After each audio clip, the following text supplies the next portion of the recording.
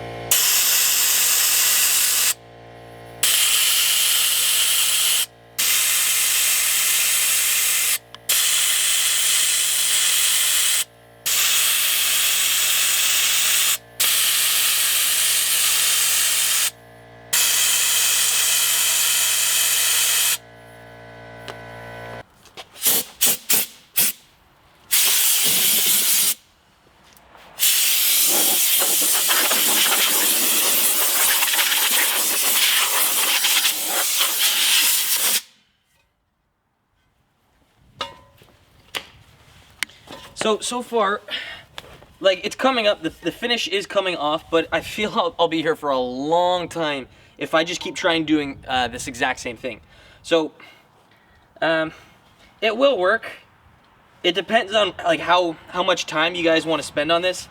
Considering I want to do this same procedure to 4 different wheels, the face, the barrel, the backside, everything, I think it might be worth it just for me to send these out to get them powder coated. Now, I have seen a lot of people use aircraft grade paint stripper, where it's going to literally just resist and corrode all the paint. It'll react with it, it'll eat away at it, it'll come up, and then you can peel all that off. Now, that is an option that you guys can go. It is a decent amount of work, but to be honest, for what it's going to cost me to get them repowder coated and stripped, to be honest, I think I'm just going to say screw it and just send them out. I'm not in a dire need to get them refinished, but I mean, they don't look the greatest. I probably could just go ahead and plastied up the entire thing, but that's going to be maybe for a different video. I don't know. I do have a plastic dipping channel that if you guys want to see, I have a link in the description for it. You guys will be able to check out all my plastic dipping stuff. I've done cars, wheels. I've got a whole bunch of different tips. So if you guys say live somewhere north, somewhere cold, I've got videos that will be able to help you out. I don't know. I'm like, the finish on this is pretty good. It's pretty stuck. It's on there good. It's a factory finish. It's not like this was painted by some random guy in his backyard. So the coating is on there really good. Now, what does that mean? I think I'm going to leave it. I do want to get them refinished, but I think I'm going to have to leave it to the professionals, because even look at this. Look at the backside. This is a silver wheel, or pretty close to. And that's a clean finish. So that's like corrosion and dirt and stuff. I want to bring this in closer so you guys can see. Take a look at this.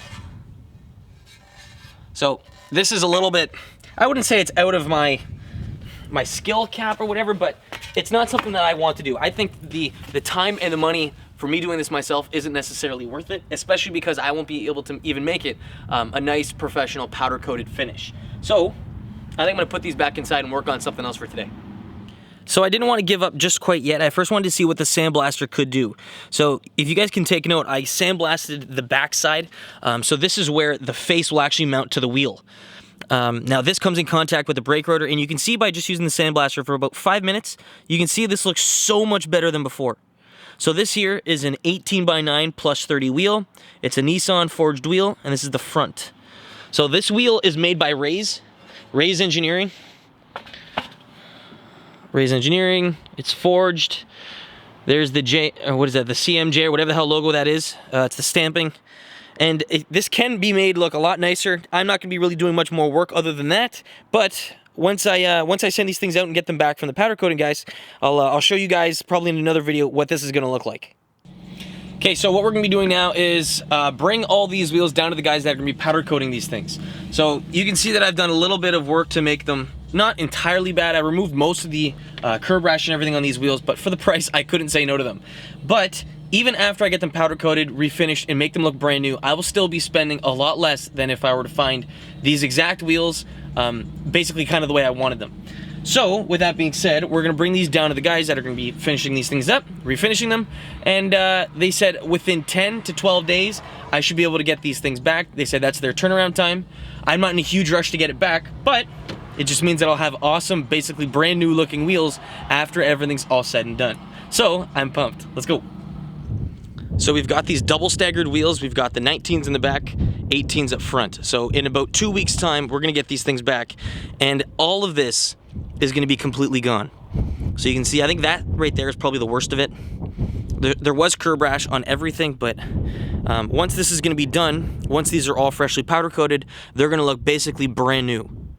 Now, I'm not gonna be going with the same dark kind of gray they are now. I'm gonna be going with a gloss silver, but when everything's gonna be done and everything, it's gonna look very similar to that style wheel. So that's a 350Z wheel, that's the V1. These are the V2s. So they should look very similar to that when they're done. But in 2 weeks time, I'll definitely show you guys what they look like. Okay, so we just got home, the wheels are dropped off. Now, I'm gonna be working on the cylinder head for the Mini today. I wanna really get this thing done. I have most of the footage still on my computer. I'm recording a little bit more right now, but I really wanna get this thing done so I can finish working on the Mini, because it's starting to get super nice out. It's 17 degrees out today. So if I can get this thing up and running sometime soon, or at least sooner the better, the happier I'm going to be. So that needs to be done so I can send that out. Then I've got the internals for the motor. Those all came in, and I'm gonna show you all the parts that I got, because it is really sick. You guys are gonna shit your pants on how nice some of this stuff is. But I'm gonna be opening all these boxes up for myself for the first time. Now, another thing, before I finish up this video, I have another package. One of you guys sent something out to me, and this one here is from Bryson. Bryson has a Mini Cooper, and the camera isn't focusing. Bryson has a Mini Cooper. Let's see if I can do this. He's got a Mini Cooper. He's got the same kind of Mini that I have. It's an actually, I don't even know if it's an N14, but he's got a Cooper S. And if you guys remember from last year, I had to buy some parts from BMW so that I could mount up and clean up the entire cylinder head. So the little ports that lead to the engine for the intake, those get clogged up and they get disgusting with with carbon. So it's from oil, it's from just a whole amount of accumulation of all that crap just getting built up on there. And because the engine is direct injection, there is no way that the gasoline is going to be there's no way that the gas is going to be able to clean up all that oil that gets built up on there. So on port injection, you're not gonna have to worry about this. But if you have any kind of direct injection engine, this is a problem that you're gonna have to face. Now, instead of spending the $100 and whatever it was for the proper tools from BMW, Bryson did something sweet, and he made this guy here. Actually, he actually made me two of them, which is sweet. He made me, what is that? So he's got 3 things in here. Oh, that's wicked. Okay, so this is tool number 1, tool number 2, and then for shits and gigs, he made one of these. Let's see if I'm pointing it the right way. Mini, little keychain kind of thing. Bryson, that's wicked. But he was talking to me and he sent me an email and he said that if you guys want to pick one of these things up, instead of spending the $100 and whatever that is for the proper BMW tool, he said he'll sell you guys and make these and 3D print them so they work for the engine. Now, before I finish the video, I want to first show you what they do and how you mount them up to the cylinder head so you guys can get this done and clean up your cylinder head, clean up the carbon problem, and I'll even link this in the description box. So if you guys want to find out more information, look down there if you guys want to pick some of these things up. Okay, so this is the intake side of the cylinder head for the Mini Cooper. So normally what you'll have is a proper mini tool that slides up on top of here. You have a vacuum that connects to the end of it, and you can sandblast the entire internals of here with either crushed walnuts or crushed soda. Now what this tool here is it's a little thing that attaches to here, and there's going to be studs found on the top of the actual cylinder head. So with the studs on there, you can slide this tool over top of the studs, you can attach your vacuum onto this end, and you can stick your sandblasting wand through there. Now you can use your nuts that were attached to the cylinder head and the intake manifold that hold it all together. You can use those studs and nuts to hold this down, secure it in place. You can attach it like this, or is this the same way? Or is that for the exhaust? I don't know. Oh, it's for these guys. So you guys can choose to use either this guy here or this one, and it works up really nice. Just bolt it up like that. You can have it so it's facing up or facing down like that. But you guys can attach your vacuum onto here and sandblast and clean out the intake ports down inside of here. Now, if you guys want to see the video that I cleaned it up using the proper tools, you guys can check the description box. I'll have a link directing you guys to that. So if you guys are interested in it, you guys can see how it's done with the proper tools, and it's not going to be any different with this. Actually, if anything, it might be even easier because you're not going to have to hold the mini tool up to the cylinder head. All that you have to do is focus on using the sandblasting wand and cleaning out the crap inside of here. Now, I don't think I'm going to be using these anytime soon because my cylinder head is already apart. It's cleaned up. But Bryson, I appreciate you sending me these things. This should make your sandblasting procedure a lot easier. So if you guys want to get in contact with Bryson, you guys want to pick some of these up for yourself, check the description box. Link's going to be down there. But otherwise, guys, if you have any questions regarding the video, throw them down in the comment section below, and I'd be more than happy to help. Again, guys, thanks for watching. I'll catch you in the next one. Peace.